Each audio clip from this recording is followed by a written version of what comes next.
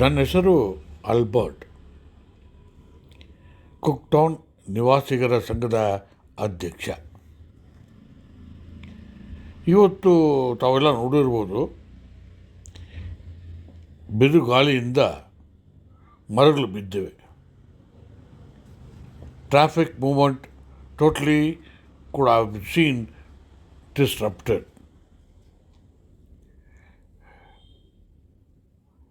ನಮ್ಮ ಅರಣ್ಯ ಇಲಾಖೆಯವರು, our forest department in BNCC has been inactive and they have not evinced any interest during the working season.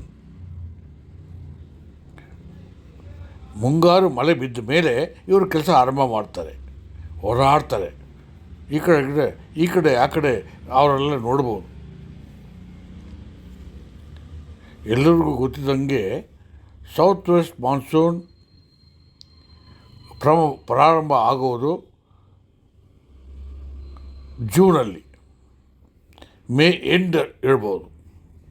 Working season ಜನವರಿಯಿಂದ ಮೇವರೆಗೆ. ಇವರು working ಸೀಸನಲ್ಲಿ ಮಲ್ಕೊಳ್ತಾರೆ, ಕೆಲಸ ಮಾಡಲ್ಲ. ಎದ್ದೋಳೋದು ಯಾವಾಗ? ಮೇ ಎಂಡಲ್ಲಿ, ಪ್ರೀ ಮಾನ್ಸೂನ್ ಶವರ್ ಬಂದಾಗ. ಇದರಿಂದ ನಮಗೆಲ್ಲರೂ ಕಷ್ಟ ಆಗ್ತದೆ. ಪ್ಲ್ಯಾನಿಂಗ್ ಪ್ರೊಸೆಸ್ ಸರಿಗಿಲ್ಲ. All that we appeal from the Cooke Town resident association are from the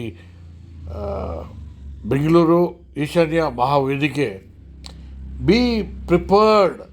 Your preparedness for the monsoon effect is very essential and necessary for our well-being.